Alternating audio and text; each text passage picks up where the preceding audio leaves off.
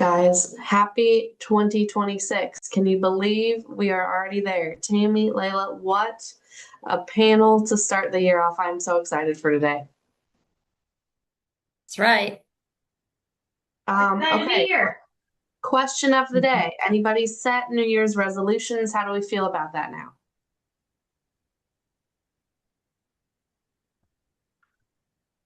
I personally am not a resolutions gal.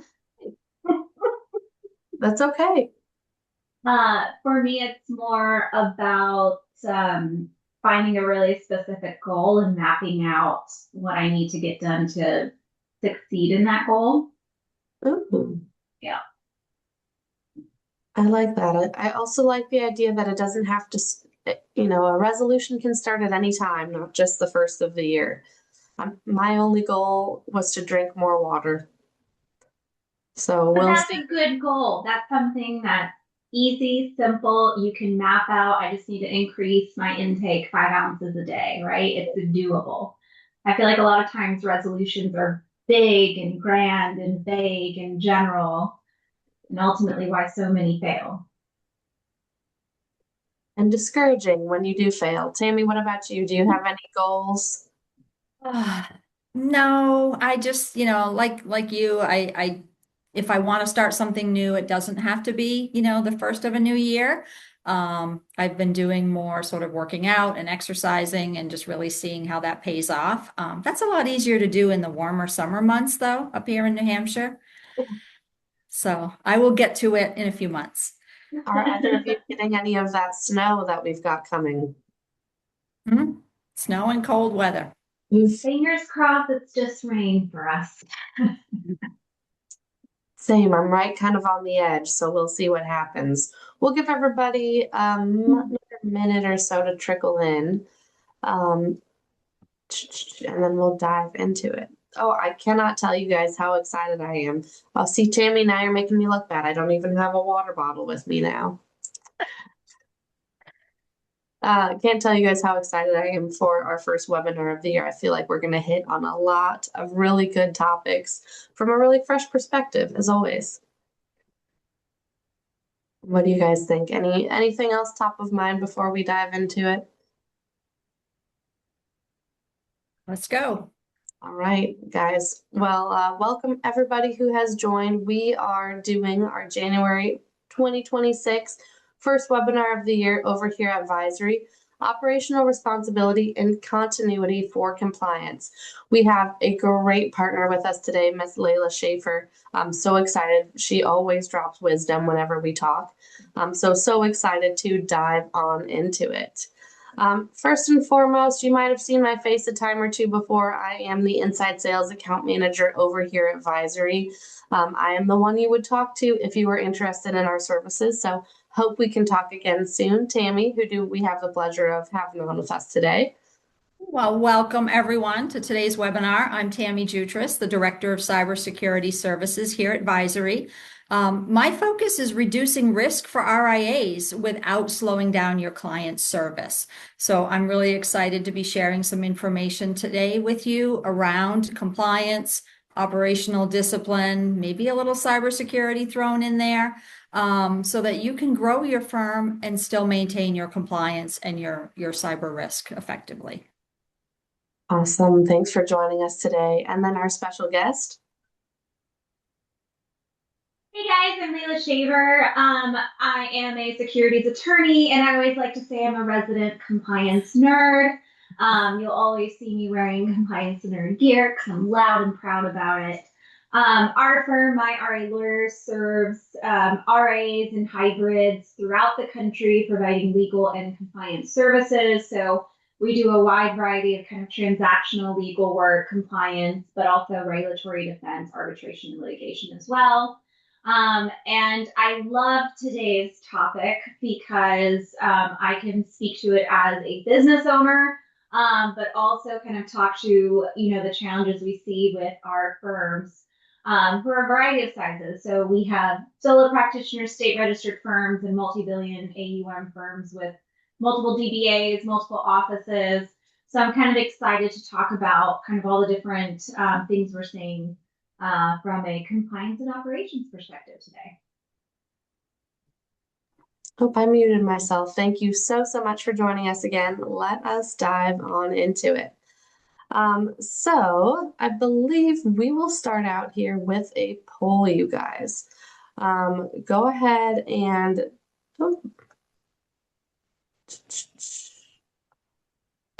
you know what? It might not be popping up for us. So we're talking, what does this mean to you for compliance and how that ties into growth?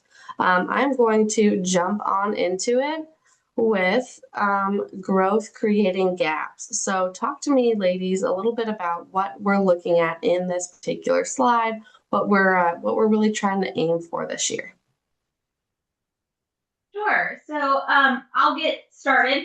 I think growth comes in different ways depending on how you're growing. So I would look at this generally, whether you're a solo practitioner looking to bring on more administrative staff or advisors, maybe your first servicing advisor, or if you're a larger firm that is growing by acquisition, for example. So anything in between. These are going to be the key issues that you're going to deal with. So when it comes to systems, and I know Tammy's going to be a much better person to talk to from a cybersecurity perspective, but in terms of systems consistency, I feel like when you first get started, you're kind of bootstrapping it for a lot of people. So you're very picky and thoughtful about the kind of technology you're utilizing. But as the money starts flowing in and you're growing, you tend to go through this period of kind of bloating with technology. And that generally can mean overlaps in what your different techs do. So maybe you have multiple systems that do kind of the same thing, which leads to inconsistency in maintaining those systems. You may stop using systems. You may have people, like I see this all the time with these damn AI note takers. Mm-hmm. Everyone and their mama has an AI note taker, and they all have different ones. And before you know it, a firm has 10 people, and they each have a different AI note taker. So there can be these periods of kind of bloating and then kind of slimming down and then bloating again in terms of technology, trying to find that right tech stack.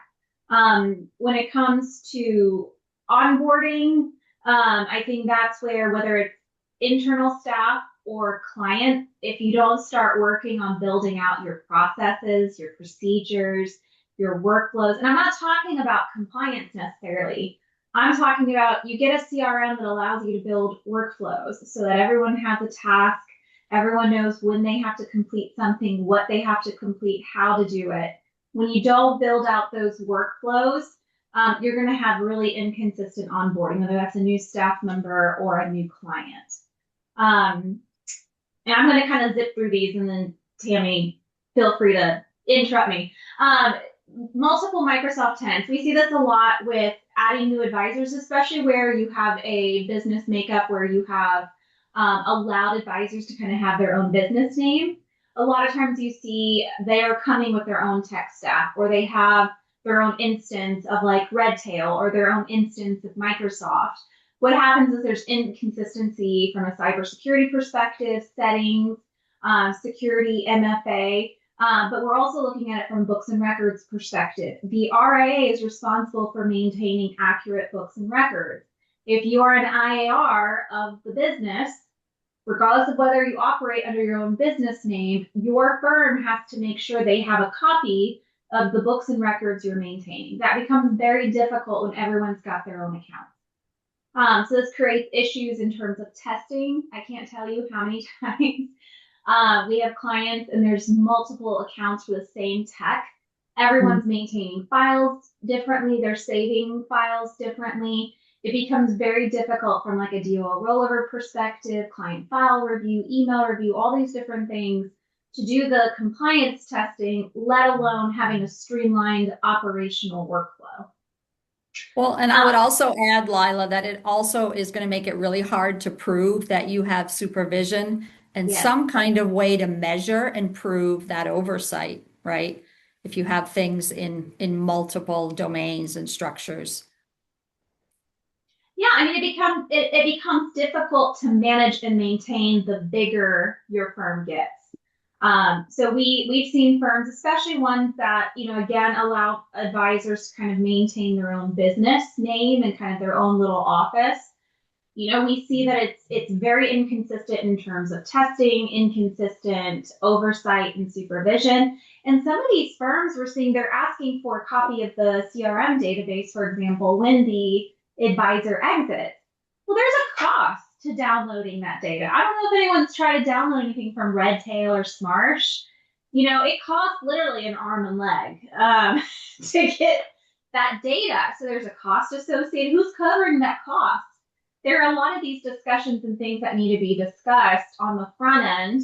But we also see this from like a defense perspective. If we have a client complaint and compliance or in-house counsel has to go in and pull notes and documentation, everyone is maintaining those different incidences of the CRM or Microsoft or whatever it is. It's going to be very difficult to pull information consistently and know where to pull that information. So, and it adds time to grant that access too. Mm-hmm. You may not automatically have the admin access that you need to find that information. Yep. And a lot of times, if you're using like a Microsoft or even like a Google business platform, you have to have a higher level of access to be able to do that email search on the archive. Run search terms, things like that. So it does become difficult, and we're talking about potential litigation or arbitration where you have limited timeframes to respond to a complaint, to provide discovery. That can be problematic.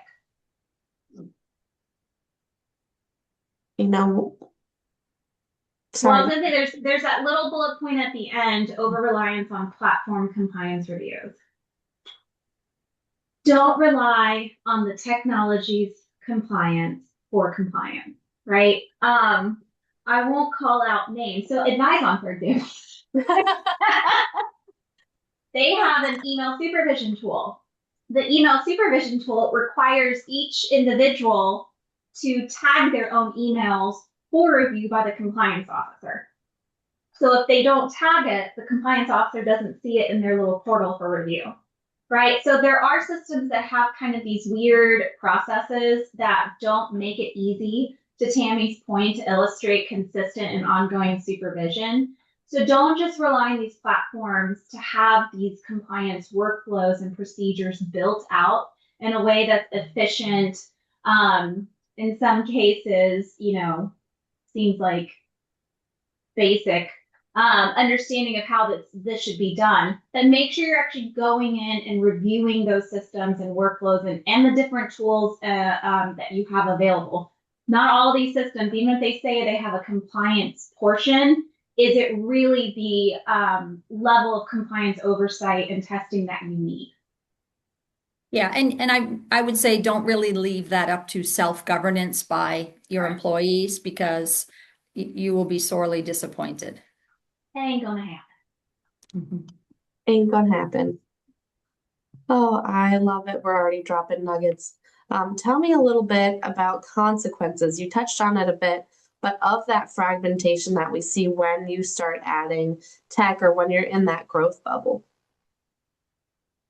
Yeah, so the first point, incomplete audit trails. So audit trails are really important. When you're in an exam situation and an auditor comes and says, hey, I want to see a copy of all the advertising reviews, or I want to see correspondence reviews, I want to see the check log. It's really important to be able to go in and look at who input the information, who reviewed it, was there any back and forth. So those are really important, especially if documentation information has been modified or changed over time. So one of the things that comes up in exam requests is, I want to see copies of your form IPS templates for a period of 3 years, right? Having an audit trail that you can follow says, okay, here's the version that was available in 2022. Here's the version that we updated in 2024. And then here's the version we started using in 2026. Those things are very important. So again, to Tammy's point, supervision, to show that you're continuously and regularly reviewing content, updating it as regulation or laws change. But also if there is a problem, there's inadvertent access, when we're talking about compliance with like Reg SP and especially these more recent updates where there's going to be a requirement to disclose breaches and be able to do investigations to show what happened, you have to be able to see who's accessing data, when, how, and what has been accessed. And I would say if you have systems all over the place, that's going to make those audit trails incomplete, and you will have a really hard time trying to prove who had access to what systems, when they had it, when it was turned off, those kinds of things. Yeah, I mean, so if every advisor has their own Redtail account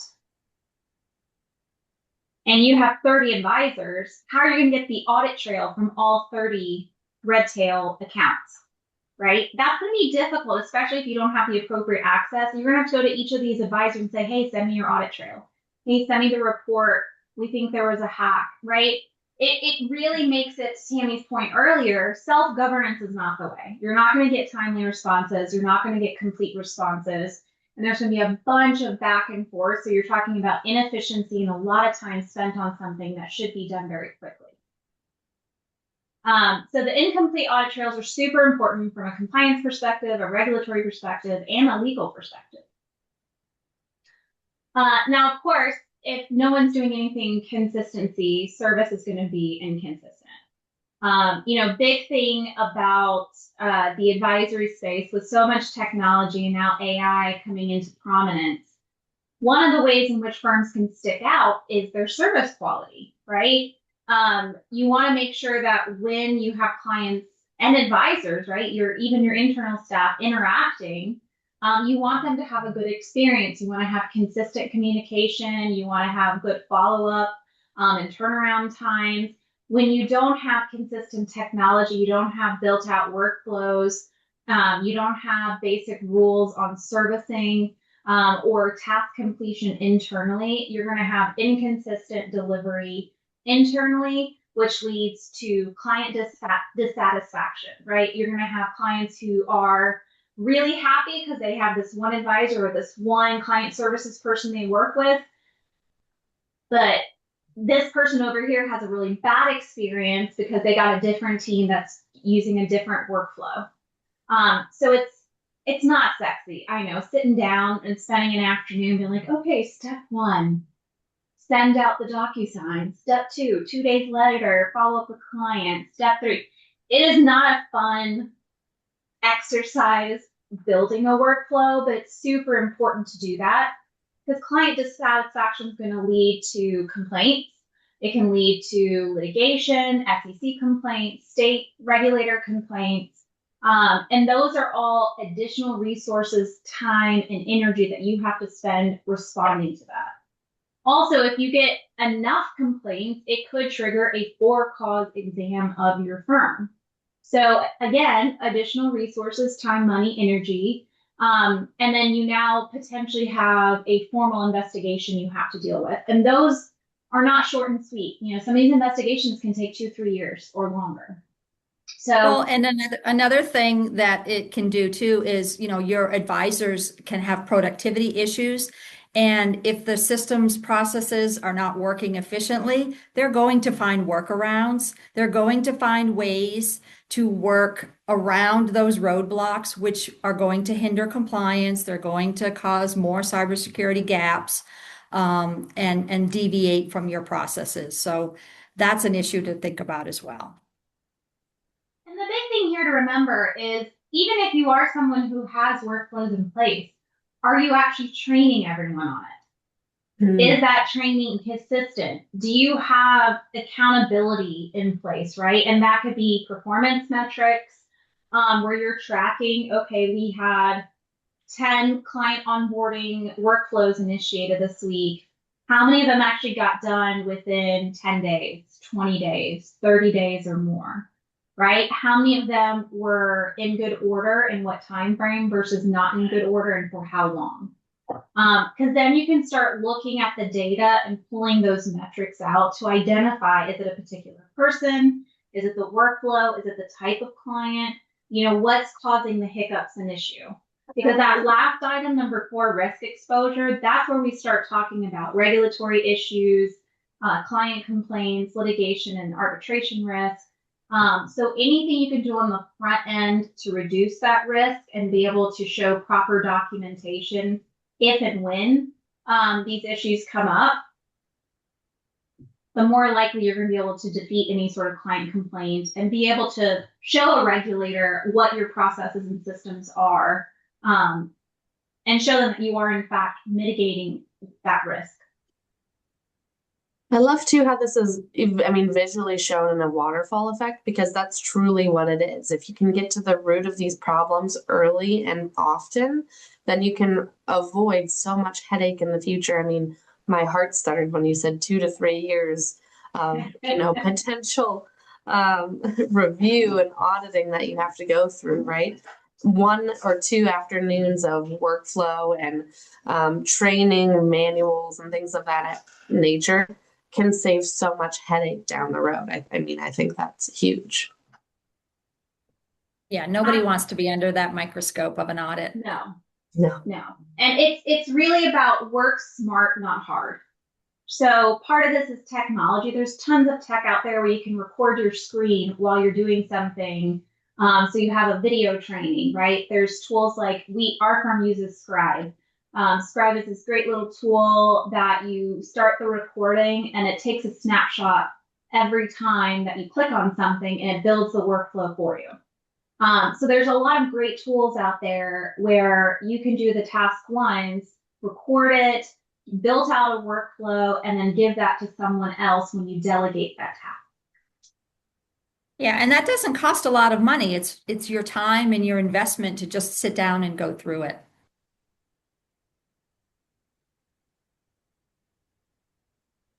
I love it. So tell me a little bit, this one I'm excited to dive into, about the delegation trap, right? I feel like you hear delegate, delegate, delegate all the time, but what is this trap? What do we need to be made aware of when we're talking about this? I feel like this is an area where I'm sorry, I'm going to say this is where we can start to make some improvements, I feel like, right? Get some of that stuff off of your plate. Really have owners for things like identity and endpoint and email and your data, right? Be reviewing that monthly. When you miss things like those reviews and the health control checks, you can't really prove that supervision in an audit period.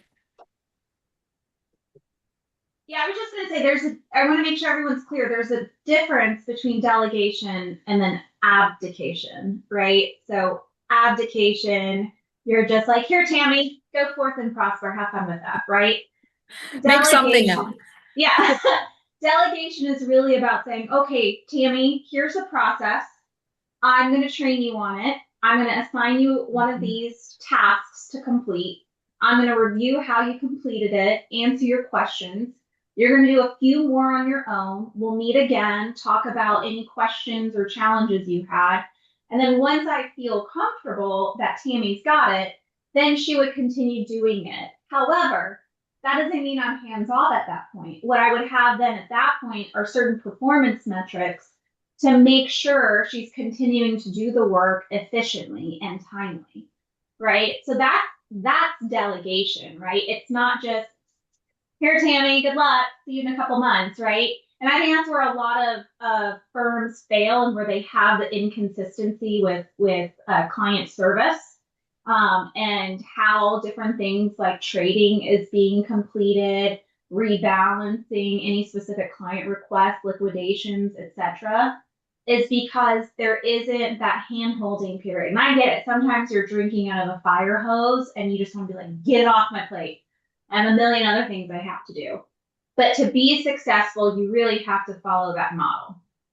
So drinking out of a fire hose, you're wearing multiple hats. You're the owner. You're also a servicing advisor. You're also the CCO. You're also the COO.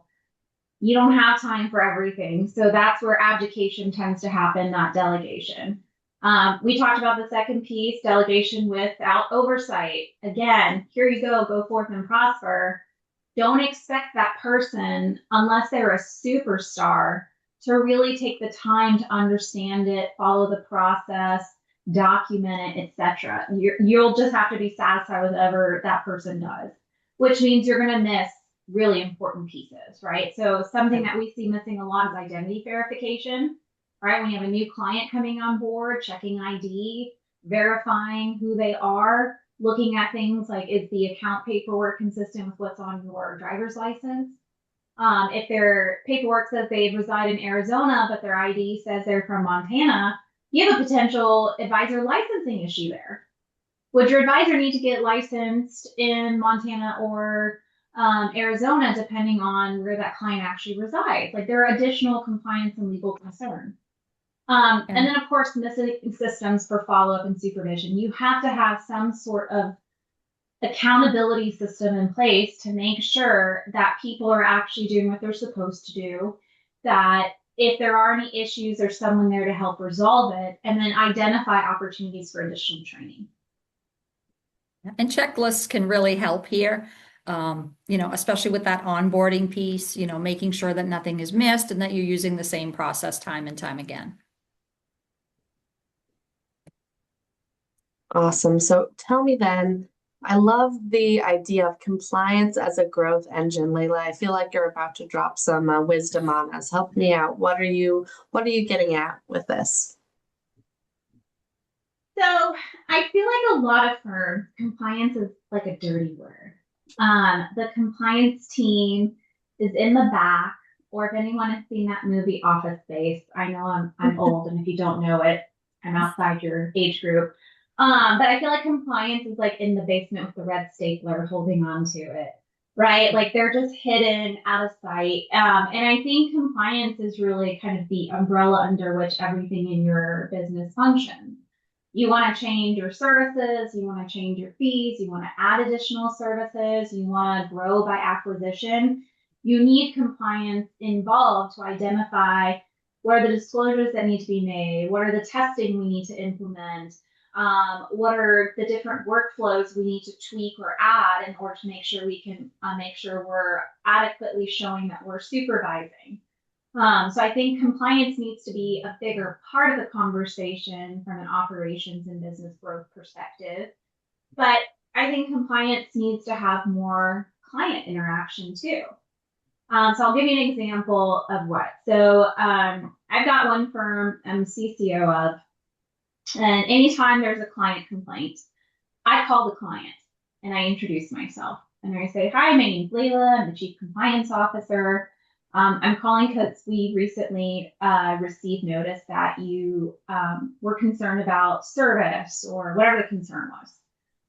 So my job now is to investigate and understand what happened and identify if there were any rule infractions, violations of our policies and procedures, things like that. And then I give the client opportunity to tell me their side of the story. 9.9 times out of 10, that's all they want to do is vent. Mm-hmm. They want to vent. A lot of times it's nothing about the actual portfolio or the fiduciary duty. It's so-and-so was supposed to call me but forgot. Client services person, and she said she would get back to me tomorrow and got back to me a week later. It's usually service-related complaints, right? Misunderstandings. Well, I thought I was only being billed 20 basis points. Like, oh no, the 20 basis points is the sub-advisor fee. Our fee is an additional, right? A lot of times they just want to vent. But they so appreciate the fact that the firm takes it seriously and has the CCO respond that it really mitigates that risk. And then what happens is in the future, if that client has a concern, they reach out directly to me.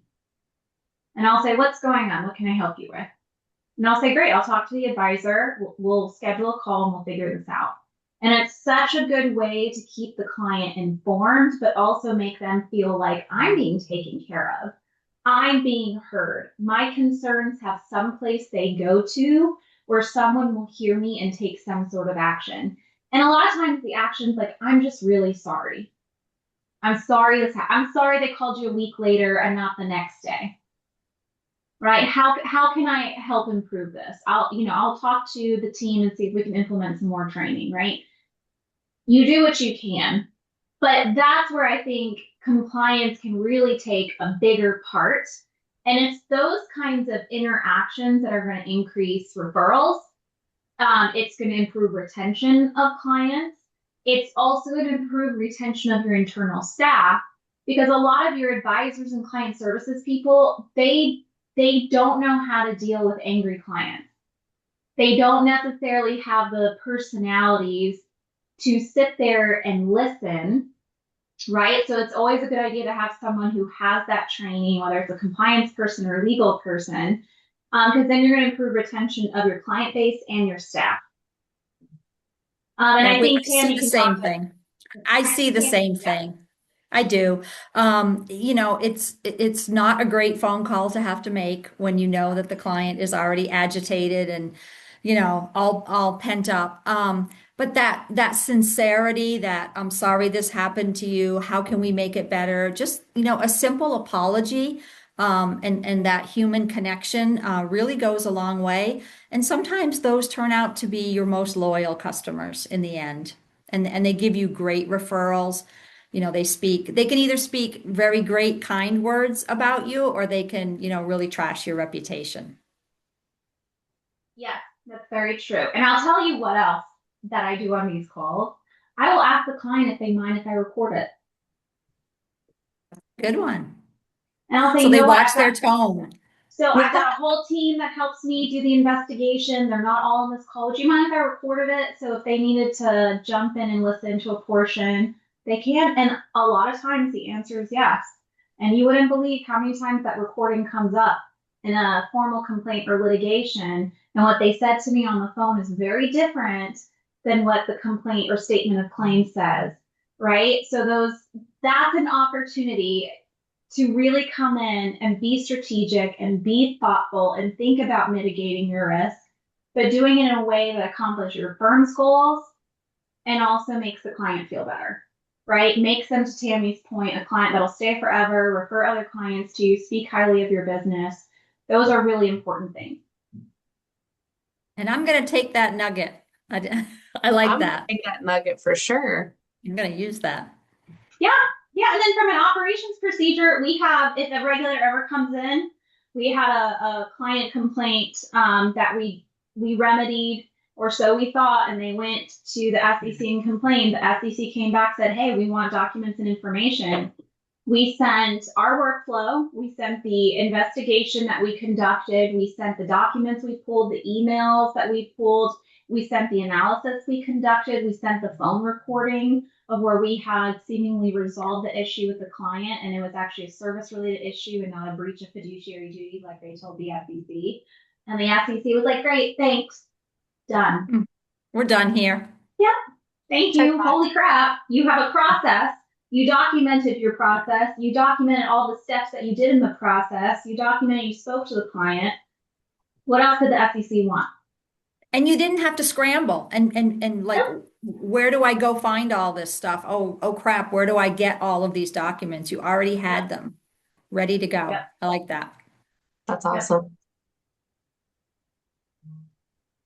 So let's switch gears a little bit.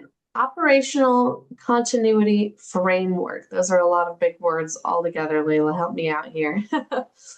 What other than the documented workflows we've been talking about are you really recommending? I mean, the documented workflows are a big deal. But I think, it comes with training, and your workflows need to be reviewed periodically. And I say periodically. I know some of you are probably rolling your eyes. It's such a lawyer thing to say, periodically. Well, because periodically for some firms could mean 6 months. It could mean for some firms 3 years.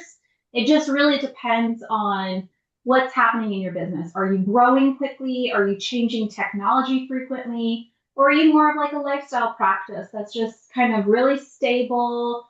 You grow a few percent every year, just, relying on referrals. Then maybe you don't need to review workflows as frequently. But you want to document and revisit because your business changes, rules change. Rules change all the damn time. Like, let's just talk about DOL. How many times do people have to change how they're responding to the DOL rule because of the rule changes, the lawsuits, the stays, the appeals? Now we're back to square one, right? Like, things change. And so that's why I say the word periodically. Training is a big deal. Well, who are you training? Who's responsible to make sure that there's a copy of the ID on file? Who's responsible for making sure the IPS gets updated once every 3 years? Who's responsible when a client calls in requesting a distribution, or, hey, I'm going to pay for my kids' spring semester tuition. I need to liquidate 10 grand. It's probably like 30 grand with today's college tuition. But I need to liquidate. Who's responsible for verifying the identity, initiating that workflow? So that's where you need to have those defined roles. Who is doing what by when, right? So I find a lot of firms that are growing, it's kind of like, oh, I'm going to throw some extra responsibilities at you. I'm going to throw some extra responsibilities at you. Hey, admin, you're now the CCO. Congratulations. No, it does not come with a pay raise. And it's like, okay, but what am I supposed to do?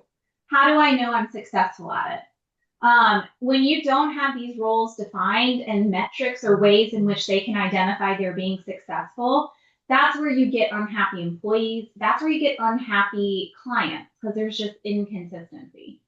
And you need to they need to understand what those measurements, right, those metrics are. It needs to be something that is measurable, and it's something that's kind of devoid of emotion. So it's something that's not just kind of arbitrary. So something like, hey, 95% of all new clients should be onboarded in 30 days or less.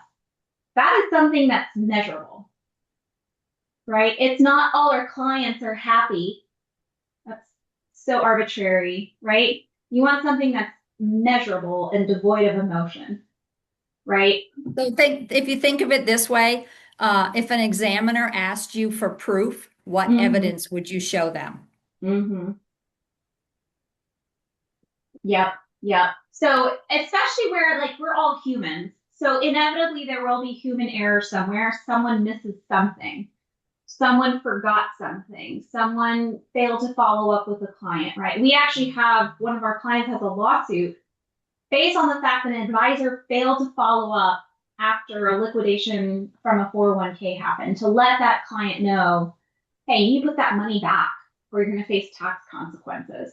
So something as simple as, oh, shoot, I forgot to follow up with the client, has now led into this bigger issue of, I am now spending thousands of dollars in legal defense to an attorney to deal with this formal lawsuit now, right? So making sure you have those workflows, then those are opportunities, even when mistakes are made, to go do the additional training. And then if you have someone that keeps making those issues, that's a risk to your business. Get rid of them. Find someone who can be more consistent. And that's where the supervisory systems come in play. So you need someone who is managing these systems, reviewing the metrics, because they're only as good as whoever's reviewing them, and making sure that they're taking action to do additional training, modify or update the workflows as necessary if there's just a place that everyone keeps getting caught up, and then identifying who is not appropriate for that position and find someone else.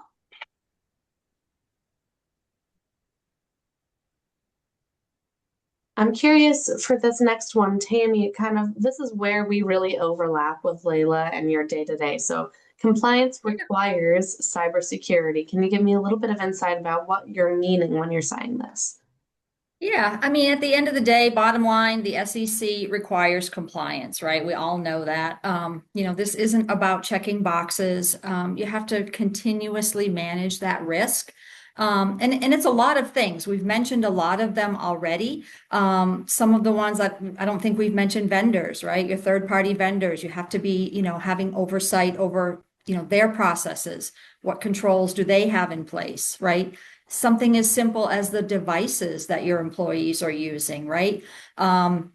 People are going to come in and they might say, oh, I really like my laptop that I've had for 4 years. I want to keep using that, even though I'm joining your firm, right? You need to have that standardization, things that you can measure, things that you can monitor, because you have so many things on your network.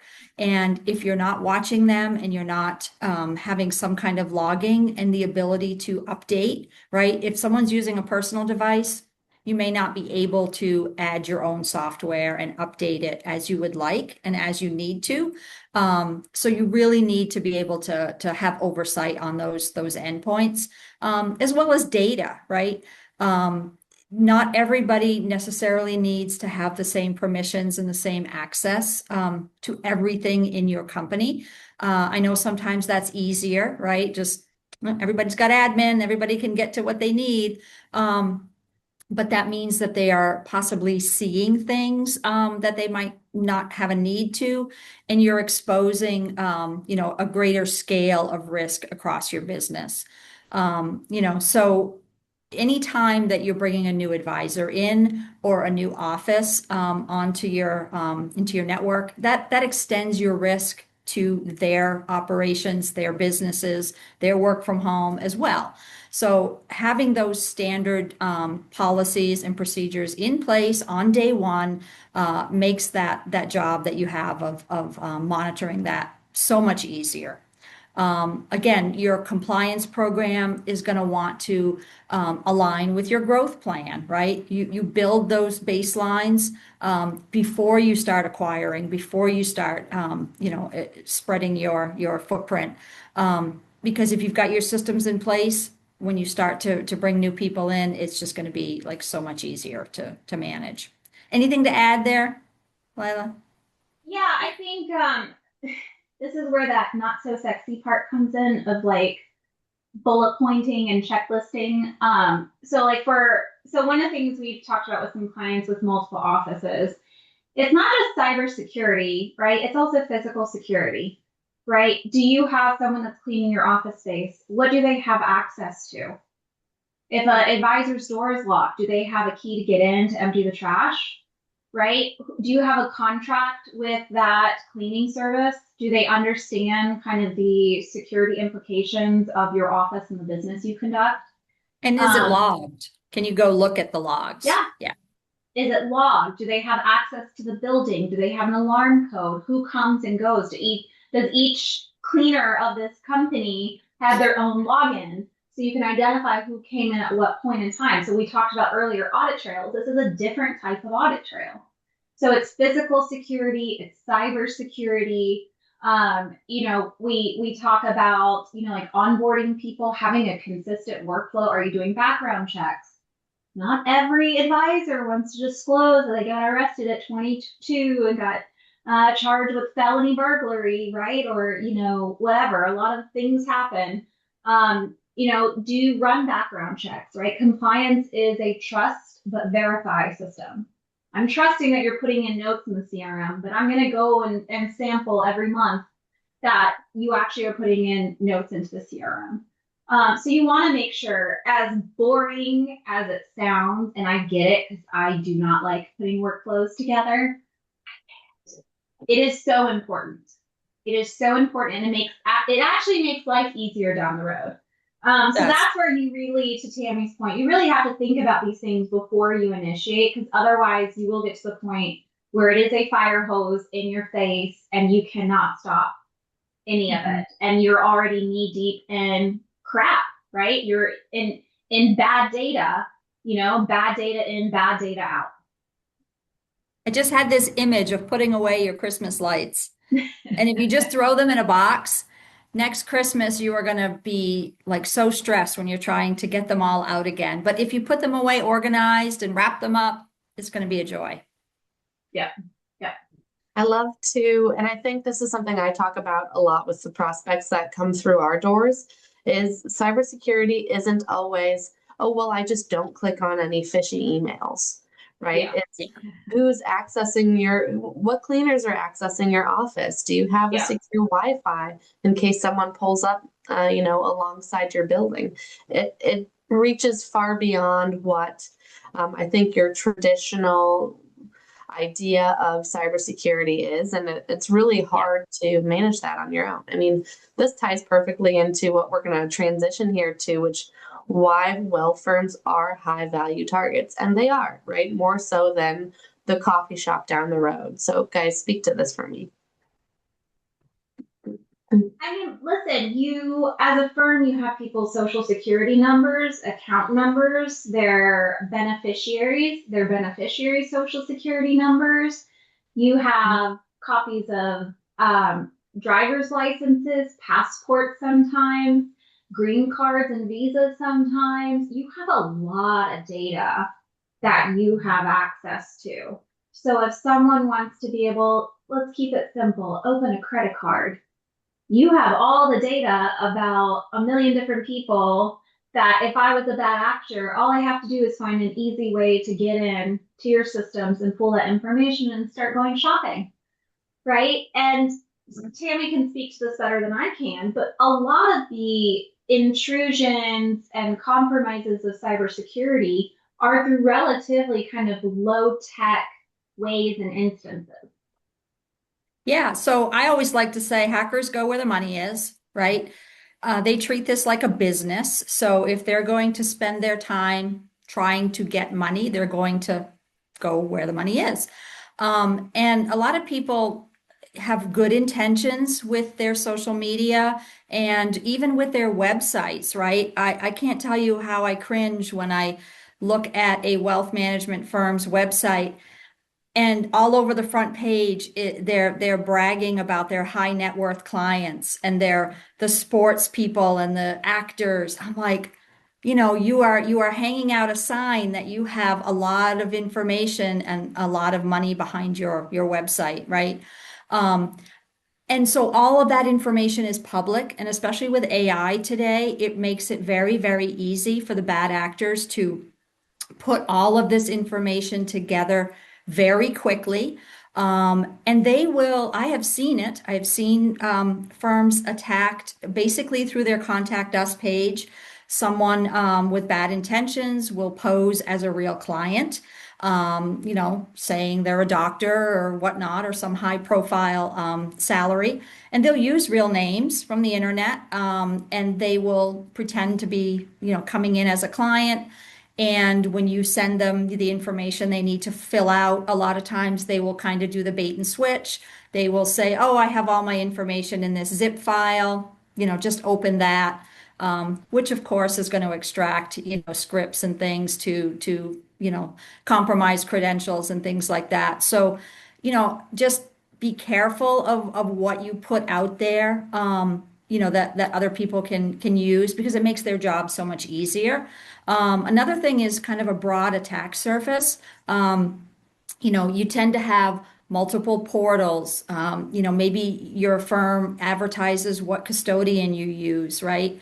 And of course, you have different office locations. You have people who are working from home. So all of that, it makes it a little bit easier for people to be social engineered, right? Like if somebody's working from home, they're sitting in their home office, they don't have the benefit of somebody next to them that maybe they can just stand up and say, "Hey, Margaret, what do you think about this? Does this sound right?" They're isolated, they're on an island, and it's a little bit easier for business email compromise to happen, or to make their, the social engineer target more effective for them. So just some things to keep in mind. Yeah, no, absolutely. There's a lot of ways now that bad actors can come in and attack your systems to gain access to get that data out, right? So, Yes. believe it or not, people are using audio deepfakes, video deepfakes to imitate or look like an actual client. I can't tell you how many times I talked with an advisor or a client services person. Well, I talk to them all the time. I know exactly how they sound. So does AI now. they Exactly. You're can right. they can make a really good fake Layla and pretend it's me. I don't know about you guys, but I like to play with some of the AI tools. So there's one that does video, and I recorded myself for 45 seconds speaking, and now it created an avatar of me that I can put in a script and it'll look like me talking. So I mean, it's gotten to that point where it can be a fake Layla talking, right? It can be my fake audio. So kind of this deep fake. So that's where we talk about like client identification verification processes. If the freaking water company has to verify my social and my birth date so I can pay my water bill, you guys, with all of the sensitive information and data that you have, what are you guys doing, right? Do you have identity verification questions that they have to give responses to and answer? Do you verify social security and date of birth? Do you verify their legal address? Do you have kind of like with your alarm companies where you have like your code word? Do you have code words with your clients? They can verify who they are. I think too, with a lot of technology, not all of them come with like MFA automatically. They give you the option to turn on or off MFA. Turn it on.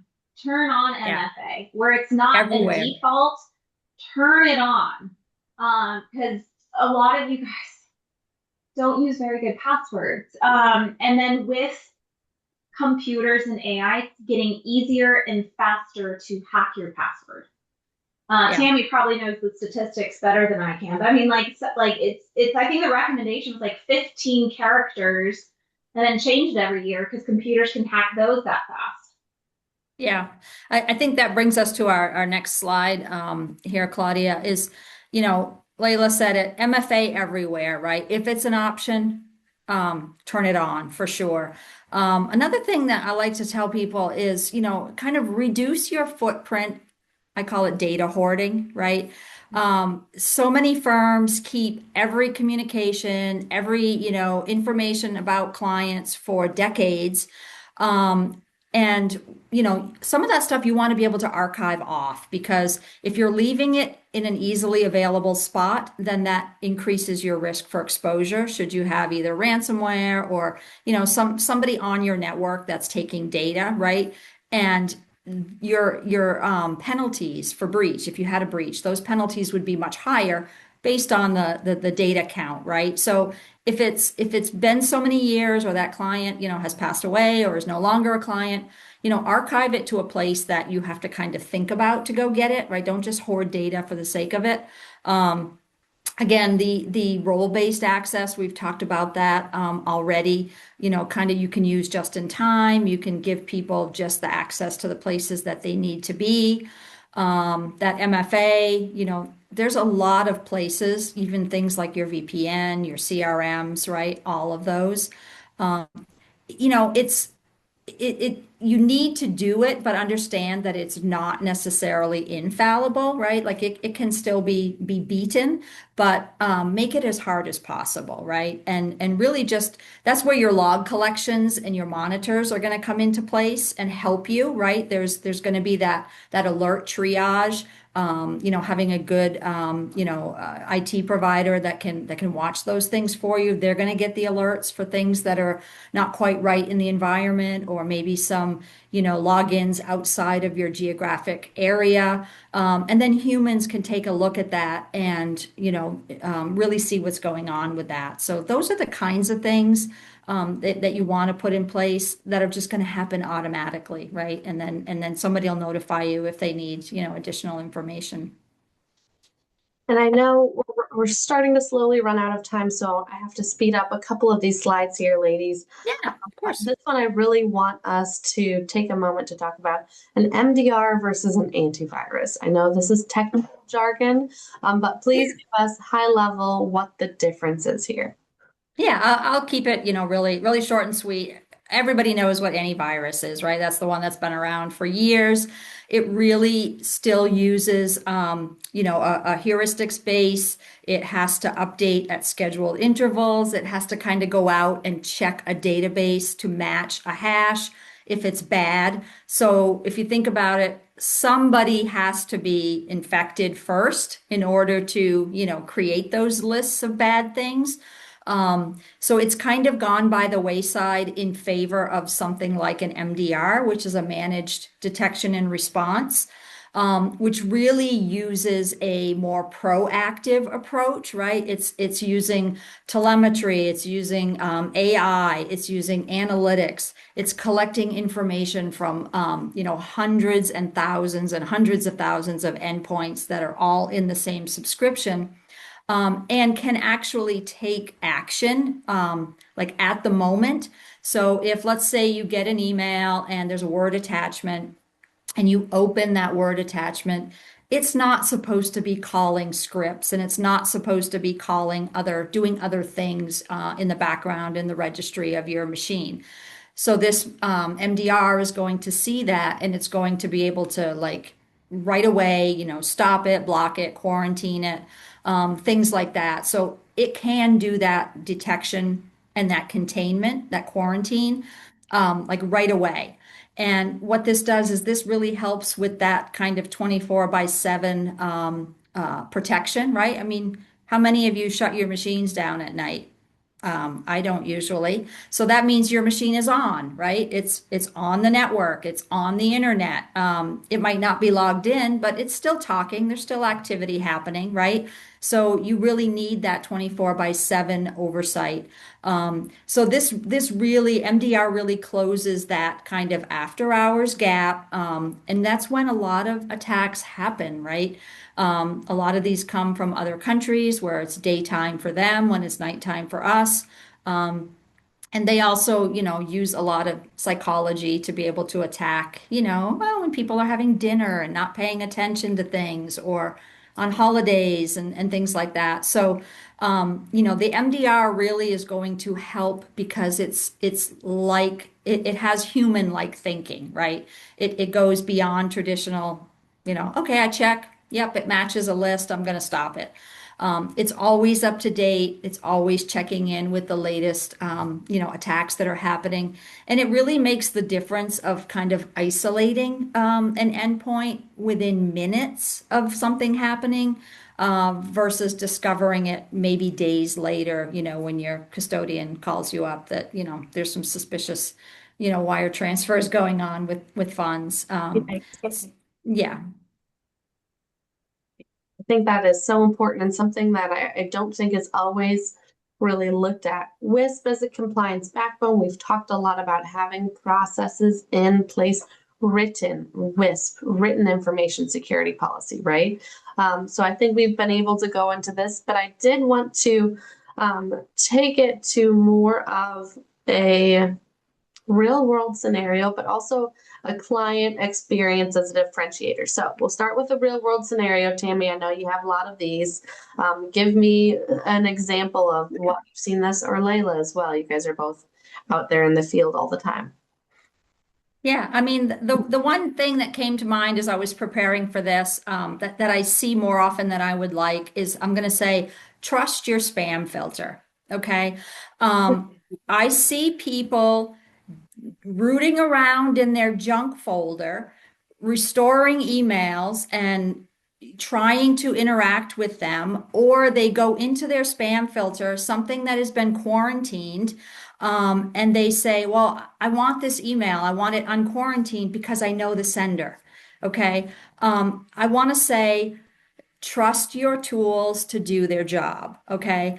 It might be a known and trusted sender, but their email may have been compromised and they may be sending out a DocuSign or a PDF, or something that is malicious that didn't really come from them, but their email was compromised. So, most of the time those things get flagged for a reason. Trust them. Don't go rooting around in there and taking things out unless you are very sure that they are real.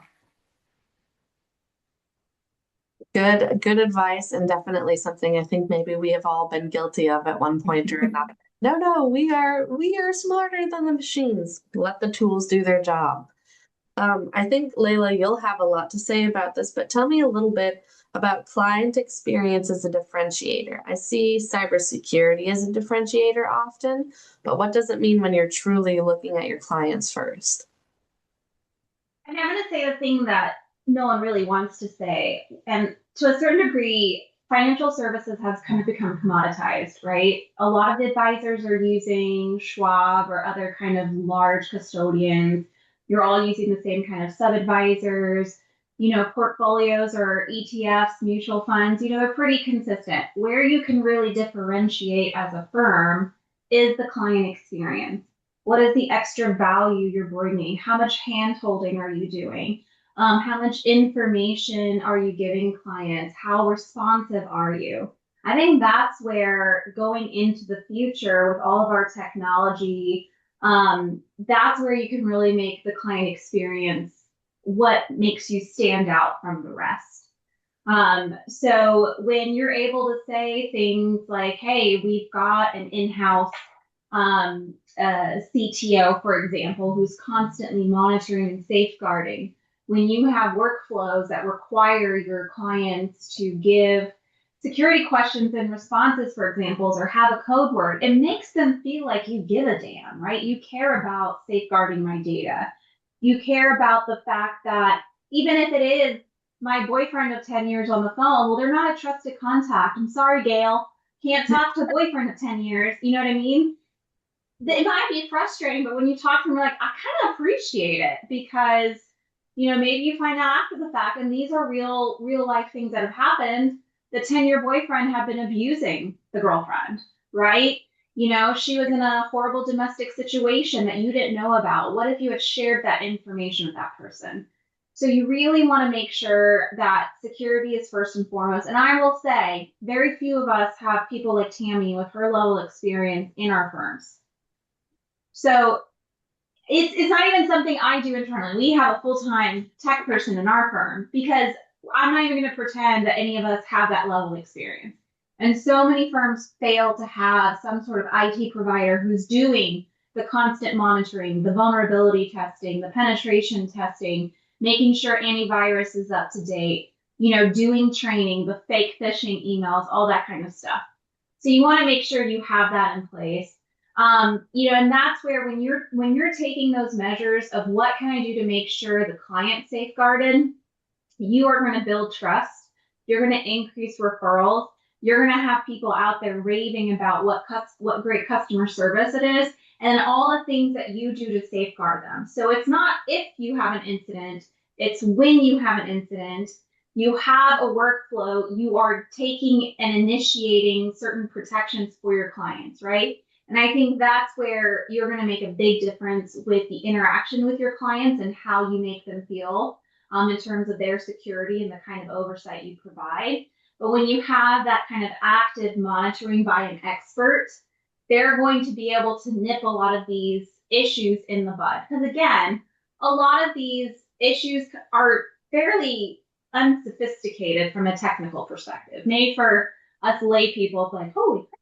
But for people like Tammy, it's like, oh, this is like unsophisticated the way they breached your systems, or this is unsophisticated how they hacked your email. But that's where that continuous monitoring is super, super important.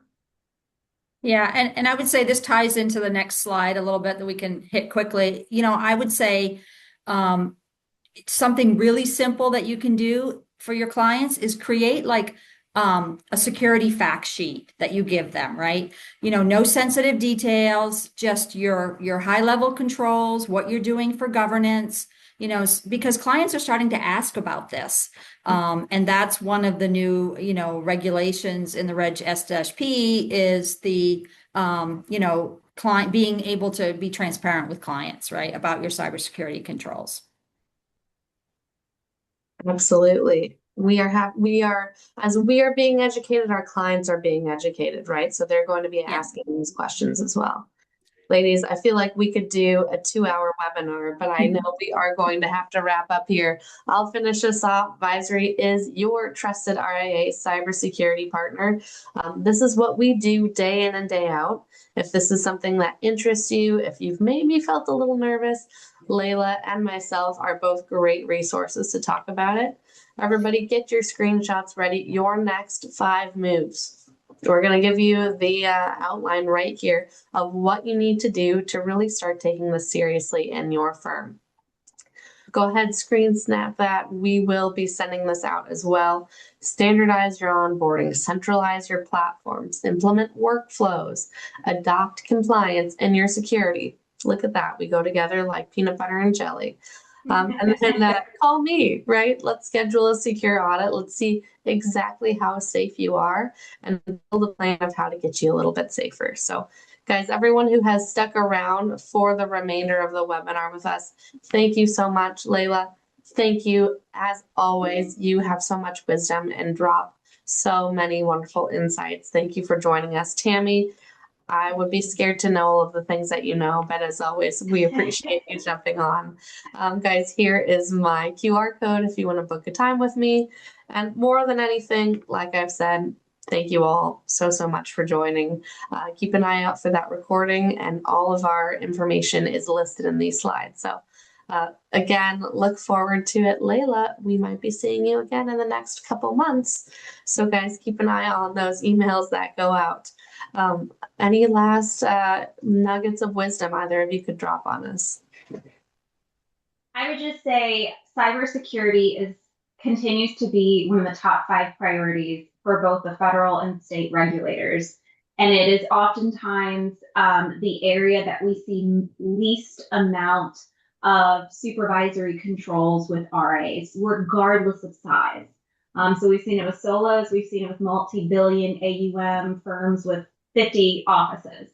So if there is any assign, this is it, to reach out to the team here, get some information, and make this your New Year's resolution to implement some cybersecurity protocols to get an actual provider that can do this ongoing monitoring for you. This is the kind of resolution you can keep and will mitigate and reduce risk in your business and set you up for success in 2026. Well said. Agree. Well Thanks, said. everyone. Thanks so much. Happy New Year, guys, and we will see you very soon. Thanks, everyone. Take care. Bye-bye.